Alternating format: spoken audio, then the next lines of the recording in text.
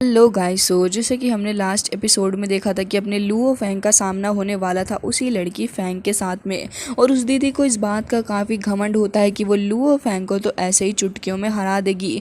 इसी के साथ इस एपिसोड की स्टार्ट होती है, जहाँ पे हम देखते हैं कि फैंग को मैदान में उतरता देख अब यहाँ पे नाइन्थ क्वीन के ग्रैंडपा कहने लग जाते हैं कि जो लड़की है वो डायटीरेट से है और बहुत ही ज़्यादा पावरफुल क्लैन है इसका, ये लोग बहुत ही ज़्यादा पावरफुल होते हैं। तभी नाइन्थ क्वीन कहने लग जाती है कि अच्छा ये बात है, तो ये लोग क्या कर सकते हैं। वैसे तो मैंने सुना है कि ये लोग वर्ल्ड के टॉप पावरफुल लोगों में से आते हैं फाइट के मामले में।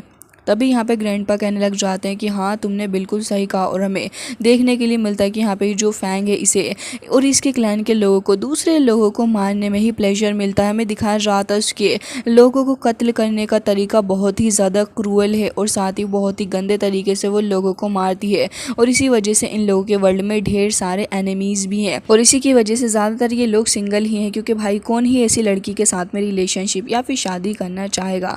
जिसके बाद गाइस हमें दिखाया जाता है कि बहुत ही क्रुएलिटी के साथ में लोगों को मार रही है, और यहाँ पे देख भी नहीं रही दोबारा मारने के बाद कि आखिर किस मेथड से लोगों को इस्तेमाल करके उनके ब्लड वगैरह को भी एसेंस करती है और फिर फील करती है कितना ज़्यादा अच्छा उसने काम किया है। अब यहाँ पे नाइन्थ क्वीन भी थोड़ी घबरा जाती है इसकी इन घटिया हरकतों को देखने के बाद, और कह रही थी कि ग्रैंडपा हमें भी इनसे काम करवाना चाहिए था। जिसके बाद गाइस हमें दिखाया जाता है कि ये मैच जो कि काफ़ी ज़्यादा फेमस हो चुका था, क्योंकि लेजेंडरी फैंग जो इस मैच के अंदर पार्ट ले रही है उसके अगेंस्ट में लुओ फैंग था, जिसकी वजह से लोग अब यहाँ पे बेट लगाने लग गए थे। लोग कह रहे होते हैं कि तुम्हें क्या लगता है कि आखिर कौन इसके ऊपर बैटिंग लगाना चाहेगा। लुओ फैंग के ऊपर तो कोई भी बेट लगा ही नहीं रहा होता। सभी ये कह रहे थे कि फैंग के सामने ये तो अभी छोटा मोटा नन्ना मुन्ना बच्चा है, क्या ही कर पाएगा।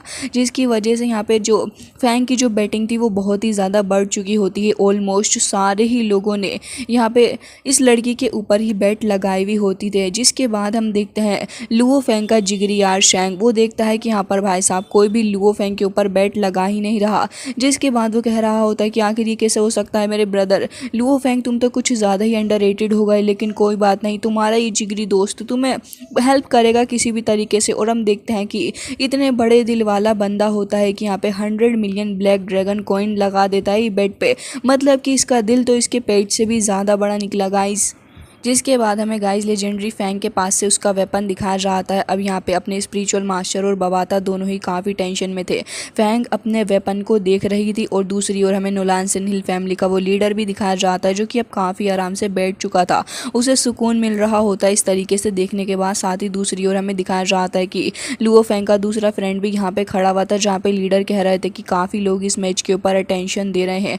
तभी यहाँ पे वो ये भी कहने लग जाता है कि लुओ फैंग यही तुम्हारा मौका है, या तो इस मैच के अंदर तुम चुपचाप से अपने प्राण त्याग दो, या फिर तुम इस मैच के बाद से ही फेमस हो जाओ। जिसके बाद हम देखते हैं कि गाइस यहाँ पे अभी जो स्ट्रॉन्ग मैच था वो स्टार्ट होने वाला था। दोनों ही ओपोनेंट्स एक दूसरे के सामने खड़े हुए होते हैं। लुओ फैंग के जो बेबीज थे वो भी यहाँ पे काफ़ी टेंशन पे कर रहे होते हैं। लुओ फैंग की पूरी फैमिली काफ़ी परेशान नज़र आ रही थी, क्योंकि यहाँ पे इस लड़की के साथ में जो लुओ फैंग का बैटल होने वाला था। हम देखते हैं कि फैंग यहाँ पे अपने उसी लेजेंडरी वेपन को यूज़ करने वाली थी। तभी यहाँ पे लुओ फैंग कह रहा था कि ऐसा लग रहा है कि मेरे पास में इस मैच को जीतने के अलावा कोई दूसरा ऑप्शन है ही नहीं। लेकिन फैंग एक बार फिर से अपनी डिस्गस्टिंग हरकतें स्टार्ट कर देती है। गाइस मैं तो इसे देख के ये सोचती हूँ कि आखिर कौन ही इसे डेट करना चाहेगा, कितनी ज़्यादा डिस्गस्टिंग लड़की है ये। जिसके बाद हम देखते हैं कि वो अपने उसी गंदे घटिया ब्लेड को लुओ फैंग की तरफ करती है। जिसके बाद लुओ फैंग भी अपने सारे के सारे ब्लेड्स निकाल लेता है उसके साथ में फ़ाइट करने के लिए, और हम देखते हैं कि वो भी उन्हीं ब्लेड्स को घुमाते हुए लुओ फैंग की तरफ आगे बढ़ती है। सबसे पहले वो एक अटैक करने वाली थी लुओ फैंग के ऊपर। फॉर्चुनेटली लुओ फैंग ने मास्क पहन रखा था, जिसके चलते लुओ फैंग बच जाता है, और लुओ फैंग भी यहाँ पे तुरंत ही अपने शील्ड को ले लेता है। जिसके बाद ही जैसे जैसे अपने वेपन के थ्रू लुओ फैंग के ऊपर अटैक करती जा रही थी, लुओ फैंग पूरी कोशिश कर रहा होता है, लेकिन इसका वेपन ज़्यादा स्ट्रॉन्ग निकला, जिसकी वजह से जो शील्ड थी वो थोड़े पार्ट्स के अंदर डिवाइडेड हो जाती है। लेकिन लुओ फैंग एक बार फिर से उसे पूरे तरीके से कंबाइन करके अटैक करने वाला था, लेकिन ये तो यहाँ पे लुओ फैंग को संभलने का मौका ही कहाँ दे रही थी। एक के बाद एक अटैक करे जा रही होती है। जिसके बाद हमें देखने के लिए मिलता है कि लुओ फेंग काफ़ी तेज़ी के साथ आगे बढ़ता है, लेकिन उसके पीछे पीछे ये भी आगे बढ़ जाती है। जो ग्रैंड पापा थे वो तो बहुत ही ज़्यादा खुश हो रहे होते हैं और वो सोच रहे थे कि लुओ फेंग अब तुम्हारा खेल ख़त्म होने वाला है, तुम ज़्यादा देर तक नहीं टिक पाओगे इस लड़की के सामने।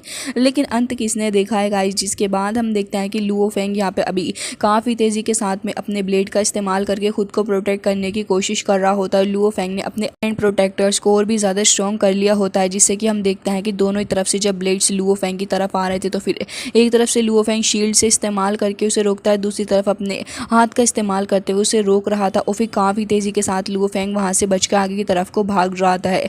लेकिन ये लड़की अपने अजीब से छिपकली टाइप फेसेस बना के आगे बढ़ रही होती है। लुओ फेंग भी यहाँ पे हम देखते हैं कि एक जगह पे आके रुक जाता है। हम देखते हैं कि यहाँ पे एक सर्कल टाइप चीज़ आगे बढ़ रही थी जो कि देखने में बहुत ही ज़्यादा हैवी होती है।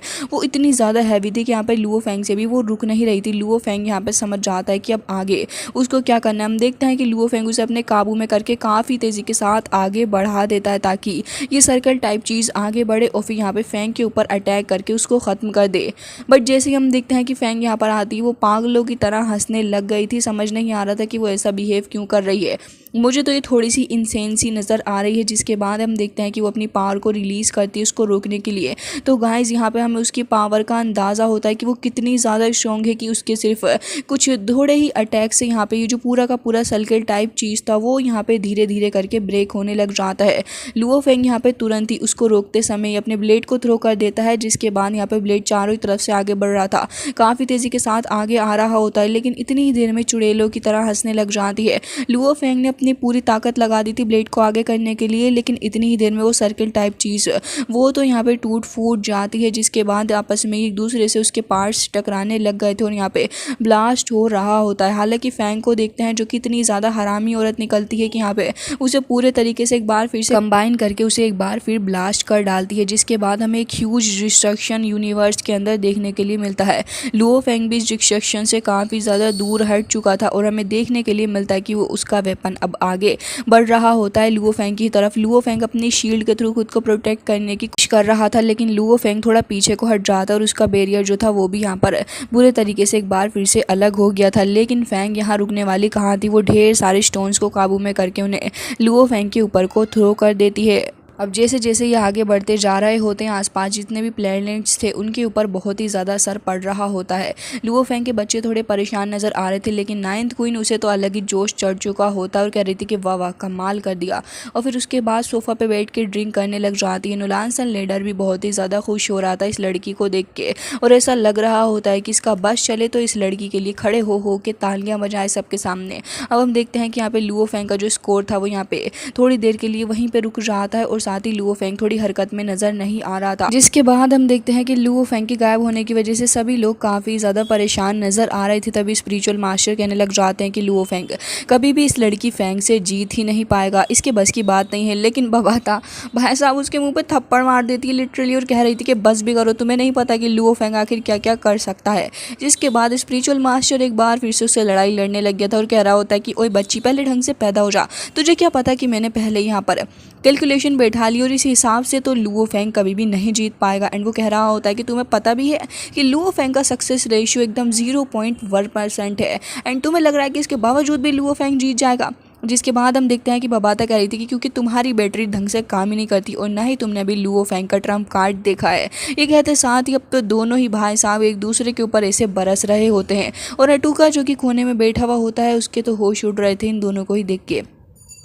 हालांकि दूसरी साइड हमें दिखाया जाता है कि यहाँ पे फेंग जो थी वो आराम से स्टोन पे बैठी हुई होती है और यहाँ पर देख रही थी कि लुओ फेंग आखिर कब आने वाला है और वो कहने लग जाती है कि ऐसा लग रहा है कि इस बार तो शायद मैंने तुम्हें मार ही दिया है। अब वो अंगड़ाइयाँ ले रही थी और वहाँ से जाने की तैयारी करने लग जाती है। काफ़ी तेज़ी के साथ वो आगे बढ़ रही थी अपने अगले टारगेट के ऊपर अटैक करने के लिए। लेकिन यहाँ पर जैसे जैसे वो आगे दिख रही होती है तो वो नोटिस करती है कि उसका जो वेपन था वो भी लुओ फेंग के साथ कहीं खो गया है और दिख नहीं रहा, जिसे वो काफ़ी ध्यान के साथ में देखने लग जाती है। लेकिन जैसे ही वो नोटिस करती है कि वेपन तो सामने से बहुत ही बुरे तरीके से उड़ता हुआ आ रहा है, जिसके बाद तो यहाँ पे वो तुरंत ही अपने ही वेपन से खुद को बचाती है और हम देखते हैं कि उसका वेपन पीछे जाके चीज़ों से हिट हो जाता है। जिसके बाद हमें देखने के लिए मिलता है कि यहाँ पे उसका वेपन काफ़ी डिस्ट्रक्शन भी करता है।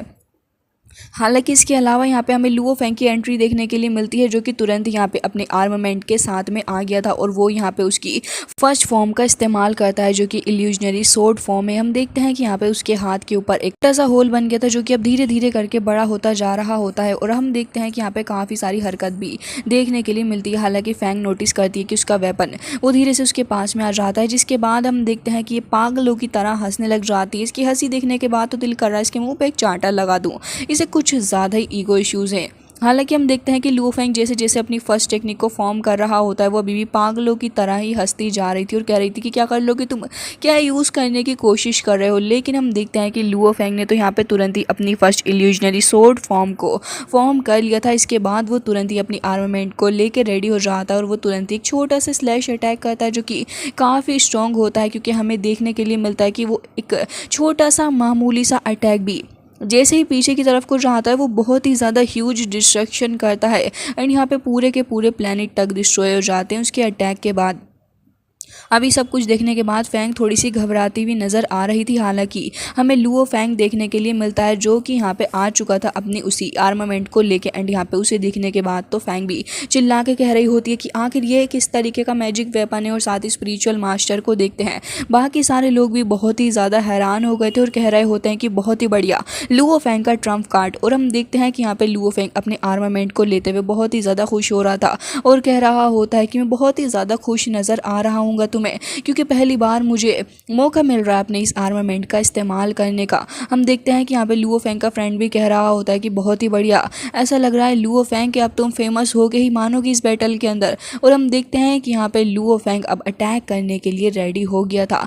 हालांकि हमें देखने के लिए मिलता है कि फेंग जो कि दूसरी ओर खड़ी थी वो भी यहाँ पे काफ़ी बड़ा सा ह्यूज टोर्नेडो फॉर्म कर लेती है, जिसके थ्रू अब वो काफ़ी तेज़ी से आगे बढ़ रही थी एंड यहाँ पे लुओ फेंग की पकड़ से बाहर निकलने की कोशिश कर रही थी। लेकिन हम देखते हैं कि लुओ फेंग जैसे ही अपनी आर्मामेंट का इस्तेमाल करता है वो तो यहाँ पे स्टोन्स को एक ही बार में कट करता जा रहा होता है। वो यहाँ पे उसके बनाए हुए सारे स्टोन चेन्स को तोड़ता जा रहा होता है। वाकई में लुओ फेंग का ये ट्रम्प कार्ड बहुत ही ज़्यादा शानदार है। जैसे ही हम देखते हैं कि यहाँ पे लुओ फेंग ने ऑलमोस्ट सारे उस स्टोन टोर्नेडोज को डिस्ट्रॉय कर दिया था, तो लुओ फेंग अब आगे बढ़ रहा होता है। हालांकि फेंग इस मोमेंट पे थोड़ी भी घबराई हुई नज़र हमें आ रही थी एंड वो यहाँ पे खुद को बचाने की भी कोशिश कर रही थी। हम देखते हैं कि लुओ फेंग का आर्मामेंट जो था वो आगे आ रहा होता है, लेकिन लुओ फेंग यहाँ पे उसके रोकते के साथ भी रुक नहीं रहा होता, जबकि यहाँ पे वो अपने वेपन का भी इस्तेमाल कर रही थी, लेकिन कुछ 2-3 सेकेंड ही रेसिस्ट कर पाती है। उसके बाद हम देखते हैं कि लुओ फेंग अपने आर्मामेंट को उसके बेली के अंदर दे के मारता है, जिससे कि उसके मुंह के अंदर से ब्लड आने लग गया था, उसकी आंखें बाहर निकल के आने वाली होती हैं। और इस मोमेंट पे मुझे यही इससे कहना है कि दीदी आ गया मज़ा, क्योंकि यहाँ पे पूरा का पूरा सिस्टम ही अंदर से लेके बाहर तक हिल चुका होता है। इसका जाके बुरे तरीके से धस जाती है एक स्टोन के अंदर और फिर इस स्टोन के साथ ही उसकी आइज़ यहाँ पर क्लोज हो जाती है। हालांकि अभी भी हार मानने का नाम तो ले नहीं रही थी, तो फिर अपनी डिवाइन आई का इस्तेमाल करती है और हम देखते हैं कि अपने वेपन कंबाइन अस्त्रा के अंदर फॉर्म कर लेती है और फिर उसके बाद ही काफ़ी तेज़ी के साथ में एक बार फिर से आगे बढ़ने लग गई थी। हम देखते हैं कि काफ़ी सारी फ्लक्चुएशन भी यहाँ पर देखने के लिए मिलती है, जो कि एक काफ़ी बड़ा सा अजीब टाइप का वेपन क्रिएट कर रही थी। लेकिन लुओ फेंग के पास में उसका आर्मामेंट था, जिससे कि उसे डरने की कोई भी ज़रूरत नहीं है। और हम देखते हैं कि अब लुओ फेंग यहाँ पर अपनी सेकेंड टेक्निक का भी इस्तेमाल करने वाला था। हालांकि जैसे ही वो वेपन आगे बढ़ रहा होता है तो फिर हम देखते हैं कि लुओ फेंग अपनी थर्ड नीडल टेक्निक का इस्तेमाल करता है।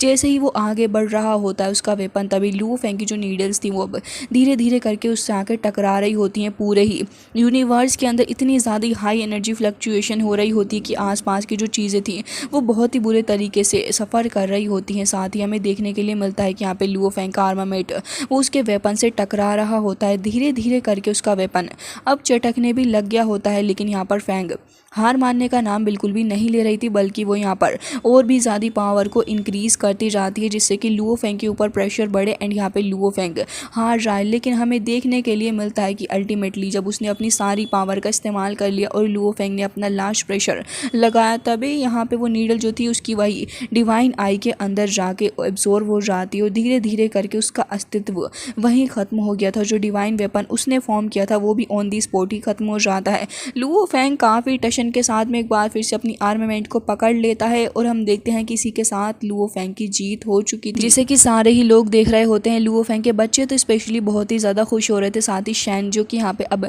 कैलकुलेशन करने लग रहा था और कह रहा था कि 55 बिलियन ब्लैक ड्रैगन कॉइन्स मैंने जीत ली है, मुझसे ज़्यादा अमीर आज कौन होने वाला है। लुओ फेंग तुम तो वाकई जीनियस हो। स्क्रीन पकड़ के लुओ फेंग के साथ में यहाँ पे चुमा चाटी करने लग गया था। हालांकि हम देखते हैं कि वो सारे लोग वो तो यहाँ पे दहाड़े मार मार के रो रहे होते हैं, क्योंकि उनके सारे के सारे लगाए हुए पैसे ख़त्म हो चुके थे। लुओ फेंग ने ऐसी बाजी मारी है कि सभी लोग हैरान होते हैं। 9 प्रिंसेस का मुंह तो खुला का खुला ही रह जाता है। साथ ही ग्रैंडपा एंड यहाँ पे नोलान सनी लीडर वो भी देख रहा था कि भाई साहब क्या सिस्टम हिला के रख दिया इस लड़के ने। जिसके बाद हम देखते हैं कि लुओ फेंग एकदम ही टशन में आगे खड़ा हो जाता है और हम देखते हैं कि यहाँ पे लुओ फेंग चेक करने लग गया था कि आखिर उसके दोनों ब्रदर्स किस तरीके से परफॉर्म कर रहे हैं। हालांकि ये जो बैटल था अब एंड होने के काफ़ी ज़्यादा करीब आ चुका था। दूसरी ओर होंग एंड नाबिने के बीच की फाइट, इन दोनों की ही फाइट काफ़ी ज़्यादा खतरनाक लेवल पे चल रही होती है, जहाँ पे हम देखते हैं कि होंग को काफ़ी ज़्यादा सप्रेस वो बंदा करता जा रहा होता है। लुओ फेंग भी इस चीज़ को देख के काफ़ी परेशान नज़र आ रहा था। हम देखते हैं कि नाबिनी काफ़ी सारे स्ट्रॉन्ग अटैक कर रहा होता है होंग के ऊपर, लगातार वो अटैक के ऊपर अटैक करे जा रहा था। हालांकि हम देखते हैं कि लास्ट वाला अटैक जो कि वो बहुत ही ज़्यादा स्ट्रॉन्ग कर रहा था और उसे देख के लग रहा होता है कि शायद से ये अटैक होंग के लिए बहुत ही ज़्यादा भारी पड़ने वाला है। लेकिन फॉर्चुनेटली तभी हम देखते हैं कि बैटल ख़त्म हो चुकी थी और ऐसे ही जैसे लोग उस जगह पे थे वो धीरे धीरे करके वहाँ से गायब होने लग जाते हैं। तभी हम देखते हैं कि यहाँ पे नाबिनी रुक गया था और कह रहा होता है कि प्रे करना कि नेक्स्ट गेम के अंदर मैं तुमसे ना मिलूँ।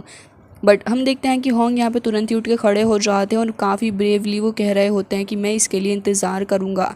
जिसके बाद ये लोग भी यहाँ से गायब हो चुके थे। बट यहाँ पे 9th क्वीन कह रही होती है कि किस तरीके का वाहियात मंकी डिसाइबल है आपका, ये तो मुझे पागल लग रहा है, क्या ही कर लिया इसने। वो लड़का वो कितना ज़्यादा लकी निकला कि तुरंत यहाँ से निकल गया, उसने अपनी जान को बचा लिया ग्रैंडपा।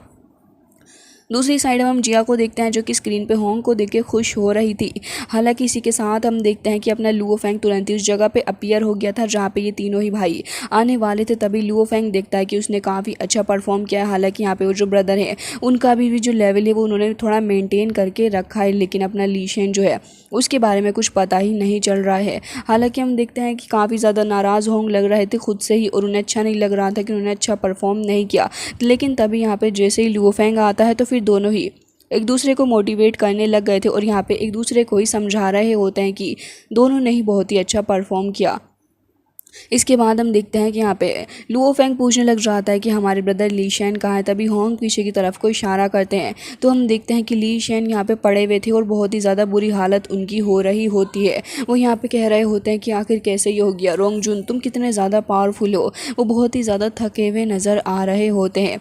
हालांकि हम देखते हैं कि बबाता तुरंत यहाँ पे उनके पास जाके उनके माथे पे हिट करती है और फिर यहाँ पे इन दोनों को ही देख के उनकी हालत और भी ज़्यादा ख़राब हो चुकी थी, क्योंकि वो डिमोटिवेटेड हैं, ऐसा दिखाना नहीं चाहते थे। तुरंत ही दोनों के पास में आ जाते और कह रहे थे कि बहुत ही बढ़िया किया तुम दोनों ने, लेकिन मैंने तुम्हें एम्बैरेज कर दिया।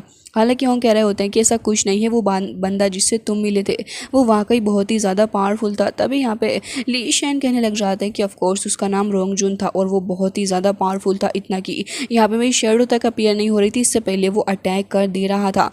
जिसके बाद हमें उसके एक अटैक भी दिखाया जाता है। हालांकि रोंगजुन को देखते हैं जो कि अभी यहाँ पे लिस्ट के अंदर टॉप 10 में शामिल हो चुका था। लुओ फेंग उसे काफ़ी उससे देख रहा होता है। तभी ली शेन कह रहे थे कि छोड़ो इन सारी बातों को, अभी चलो हम सेलिब्रेट करते हैं, चलो मेरे साथ। हालांकि वो सैड तो थे लेकिन उनकी पर्सनैलिटी ही ऐसी है जिसके चलते वो सारी की सारी चीज़ें दिखाना नहीं चाह रहे होते हैं। तो फिर तुरंत ही आगे की तरफ को चले गए थे। लुओ फेंग एंड होंग भी उनके पीछे पीछे चले जाते हैं। सारे एम्पायर के अंदर हर जगह ही लुओ फेंग की वाहवाही हो रही थी। हम देखते हैं कि लोग आगे बढ़ रहे थे। तभी बवाता यहाँ पे आत्माओं की तरह ऊपर से लटक के आ जाती है और यहाँ पे कहती है कि लुओ फेंग, जिसके बाद ये लोग लुओ फेंग की जगह को एडजस्ट करते हैं। और फिर यहाँ पे बवाता बता रही थी कि जैसा हमने एक्सपेक्ट किया था लुओ फेंग मेरे कुचू मुचू तुम फेमस हो चुके हो। जिसके बाद लुओ फेंग के चिक पकड़ के वो उसे बहुत ही बुरे तरीके से यहाँ पे ह्यूमिलिएट ही कर रही थी एक तरीके से।